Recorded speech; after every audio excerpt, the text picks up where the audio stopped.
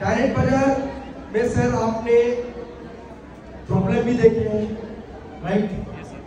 Rejection तो बहुत, क्योंकि मुझे पता है सर आपने जब शुरुआत किए थे तब चलो बेंगली में बोलते আপনি যখন শুরুয়াত করেছিলেন তখন এত কিছু ছিল না, যেমন এখন মানুষরা শুরুয়াত করছে যে অ্যাচিভমেন্ট দেখতে পাচ্ছে, এই মানুষরা শুরুয়াত করছে, হ্যাঁ গাড়ি দেখতে পাচ্ছে, সিরিয়াল দেখতে পাচ্ছে, অনলাইন দেখতে পাচ্ছে, কিন্তু যখন আপনি শুরুয়াত করেছিলেন সেইটা তো কিছুই ছিল না।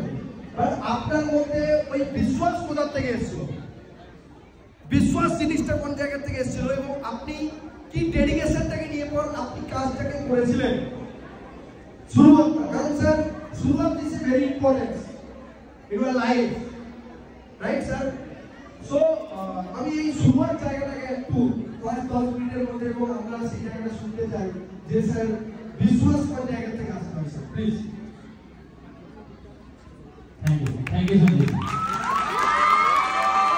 Thank you all of you. Good afternoon everybody. थोड़ा WhatsApp पे reply आया है. Once again, good afternoon. WhatsApp पर reply आया. तो नाम तो प्रदीप दास, মেদিনীপুরে বিলং করেছি। আজকে ডাইরেক্ট সেলিং ইন্ডাস্ট্রি 9 বছরের লিগ্যাসি একটা কোম্পানি ডাইরেক্ট বাজার ইন্টারন্যাশনালের সাথে আজকে আমি অ্যাজ অ্যাসোসিয়েট এবং এজ একটা মাইলস্টোন অ্যাচিভমেন্ট করার পরে তো আজকে আপনাদের সামনে এখানে দাঁড়াতে পেরেছি। তার জন্য আমি থ্যাংক ইউ বলবো ডাইরেক্ট বাজার ইন্টারন্যাশনাল লিমিটেডকে।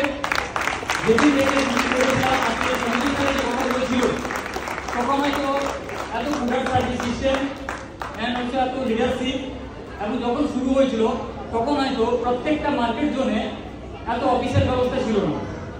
অনেকটা কষ্ট করে দুহাতে প্রোডাক্ট ব্যাগ নিয়ে ওই কলকাতা একটা অফিস থেকে এসে প্রোডাক্টটা নিয়ে পৌঁছাতে হতো প্রত্যেক ঘরে ঘরে।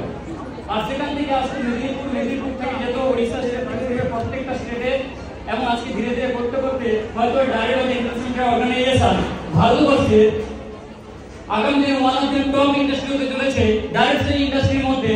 এবং তার মধ্যেও আজকে দেখতে দেখতে মোর দেন 50 থেকে 60% স্টেট কো কভার করে নিয়েছে ডাইরেক্ট বাজার। যখন শুরু ছিল তখন একটা জিনিস মাথার মধ্যে ছিল, তখন আমি জানতাম না ডাইরেক্ট সেলিং কি, ডাইরেক্ট সেলিং এর ফিউচার কি, শুধু একটা জিনিস বুঝেছিলাম ক্যালকুলেশন।